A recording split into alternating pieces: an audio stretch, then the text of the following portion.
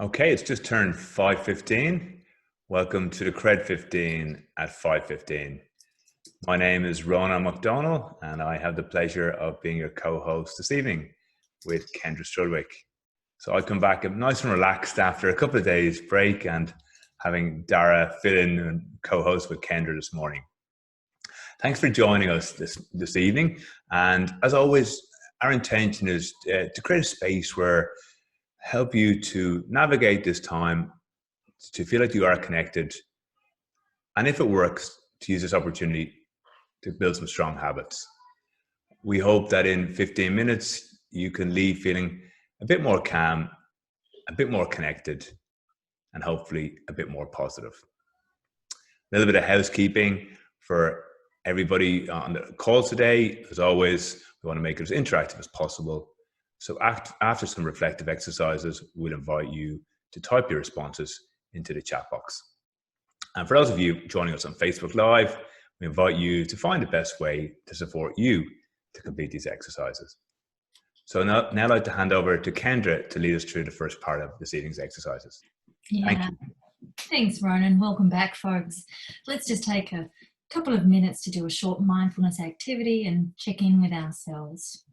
So sit comfortably in your chair with your feet on the floor, nice straight back, and breathe.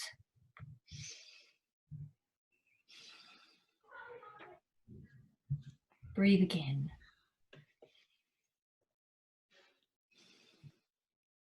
Smile, relax, and arrive where you are. Be natural and open to effortlessness, to being, rather than doing. Drop everything, let go, and arrive. And welcome from wherever you're dialing in today. You'll be familiar with the very first exercise that we do. It's the labeling activity, where we take a moment to check in with our energy levels and have a look at what the weather might be today, the emotions that we're feeling. So just notice your energy. Is it red, amber, or green? Are you running on empty, or are you feeling quite vibrant and energetic today? And just notice the emotions that you might be experiencing and double click into them. Sometimes there can be layers of emotion. And what we're asking you to do when we take you through this activity is to be aware of all the data that's there for you. Emotion is data, thoughts are data. So what's present for you? And can you name it? Can you name the emotions that are there, or the combination of emotions? And so as you're sitting there and accepting that, feel free to type that into the chat box if you'd like to let us know. It's not to question why, it's just to notice and accept. This has a dampening effect on the limbic brain, the emotional brain. It reduces the level of threat that you might be experiencing. So we encourage you to do this exercise periodically, a couple of times a day. And so what I'd like to share with you today as part of our broader reflection and activity is I was reading a newsletter from one of my dear friends, Josie Thompson, and she attached quite a beautiful quote to the bottom of that. Now, she didn't write it, nor did she give an acknowledgement to who did. But I wanted to share it with you because it's provoked a little bit of thinking for me since I read it. And Ronan, I'll invite you to share what your thoughts are after hearing it. We fall asleep in one world and woke up in another. Suddenly, Disney's out of magic. Paris no longer quite as romantic. New York sleeps. The Chinese wall is no longer a fortress. Hugs and kisses suddenly become weapons, and not visiting parents and friends becomes an act of service and love. Suddenly you realise that power, beauty, and money aren't worth what you thought they were and can't get you what you're fighting for. The world continues its life, and it's beautiful. It's just putting humans in cages. Perhaps it's sending us a message. You're not necessary. The air, the earth, the water, the sky, without you, will be fine. When you come back, remember that you're my guests, not my masters. So I thought it was a very different take on the current situation. Rona, what are your thoughts as you hear that? Two things come to mind for me, Kendra. I have a short-term sense and a longer-term sense of change. So in the short term, I've been doing a bit of reflecting over Easter, and it was a real nice time to relax with the family. I felt like I was more relaxed, and we cooked together, we had played games together, and we had a lot of fun together.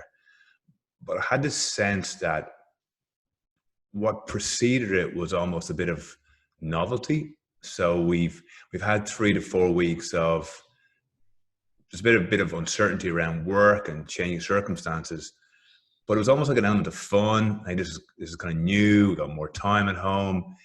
You can get more things done. You don't have to commute places, and there's a kind of short-term novelty. I got the sense, and I have this sense that we're about to move into a new phase after Easter break. So I'm curious, and I'm maybe a little bit worried about what that brings up for myself, but also people around. So I think exercises like this, checking in around how are you feeling, is going to be really important for ourselves, but while we're interacting with a lot of other people. That's the first thing that comes in the short term. And then in the long term, I read a lot around people saying, I can't wait to go back to the way it was. And I don't think we are going back to the way it was. And that passage really resonated with me, Kendra, around, I think people are slowing down to reflect around what's really important to them in their lives, a new sense of simplicity. But I think things have changed for on an individual basis and in the world. So how we all navigate that is going to be really important, and how we make sense of it ourselves while other people are trying to make sense of the change of the world is going to be really interesting as well. That's what comes up for me, Kendra. How about you? You know, you've had it, you've reflected on as well. What kind of reflections are coming up for you? Yeah, you know, it's coming up for me is perhaps I've been approaching it a little bit like a sprint, and it's more like a marathon. And they're two very different races that we run. And so, you know, what needs to shift or change to settle into that kind of rhythm is a question I have. And the other thing that came up for me just as you were sharing your ideas is when we talk about navigating. The first part is charting the course, and it's about, you know, choosing those key markers for you. For some of us, there are things that we can negotiate around, and there's probably some things that we can't, or we're not willing to negotiate around. So why don't we start with where we can? If we think about the marathon that we might be on and our old normal not returning, what are some things that we can negotiate around that aren't deal breakers for us, that we can let go in order to live more simply? That's the question that I'd like to invite people to reflect on. And if you're joining us today and feel like sharing your initial thoughts to the passage or anything that we've said, please feel free to type in the chat box. The question I've asked you to reflect on is, what are you willing to negotiate around in order to live a more simple life?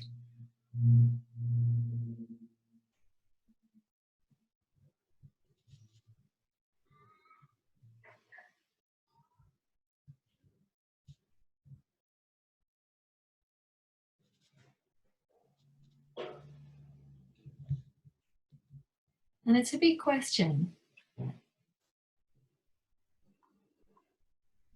So for me, having worked from home for quite a period of time, I really do enjoy that. It's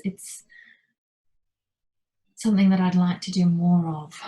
When I think about negotiating, I can negotiate the level of travel I can do. What else is it that I can negotiate?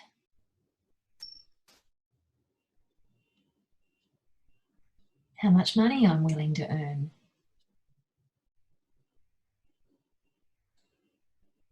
How much money I need. I don't think it's as important as I thought it was. Is there anything popping up for you, Ronan? I think it is something we've probably spoken about in the past, Kendra. Your definition of success in life can be very individualized. And I feel more willing to negotiate on that now as well. I don't think I need to prove things anymore. I think being, and it's a theme that's come up for a lot of us in our conversations, Kendra, is being a human being as opposed to a human doing is really important. And I think just having a sense of what's really important for me. So for me, it comes back to some very simple things: my health, the health of my family, my community, and a planet. And outside of that, I kind of feel a lot of everything else is just noise. So they're your non-negotiables. They're my non-negotiables. And everything else is up for grabs. Yeah. I like what Renee shared. How busy do we want to be after? Yeah.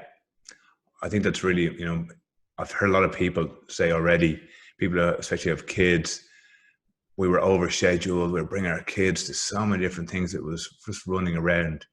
So I really agree with that, Renee, around, do we really need to be busy? I think that's going to be I think people are going to start saying no to a lot of things after COVID-19. And just to build on something Kendra shared today, these questions that we pose are starting points. We don't expect any of us to have all the answers in 5 or 15 minutes. This is just a lovely place to start these reflections while we have some time to reflect. And thank you for sharing that, Renee. And thank you for sharing that passage, Kendra. I think it was really nice, and just to slow down for a few minutes and have a chance to think and a space to be open about what you think and what you feel. Thank you. And thank you for everyone for being on the call. It's really appreciated. Kendra, anything else you want to share there before we wrap up, we complete on a segment? I just thought we'd better touch on the other couple of domains. We've spent a lot of time connecting in with ourselves and doing that reflection. But let's have a look at the others and the challenge that we gave people this morning. We asked them to be a bit playful today, I remember, from the movement. So how were you able to move your bodies and nurture yourself physically today? Did you get outside? And if not today, what's in store for tomorrow? So being more mindful, thoughtful, and planning physical activity, squeezing a little bit more movement into your day. I do notice I'm a lot more sedentary than I used to be. So for me, it's going to be stretching tonight. I'm going to do a nice stretching session. And we've spent a fair bit of time connecting in with ourselves and directing our attention and focus to what are our negotiables and not negotiables. But I want to remind us to connect in with others, the quality of that time, not just the quantity, the quality. So who did you get to connect with today? What connections did you treasure, nourished you? Did you allow to enrich and fuel you? And who are you looking forward to connecting with tomorrow? So just reflect on what was and commit to what is.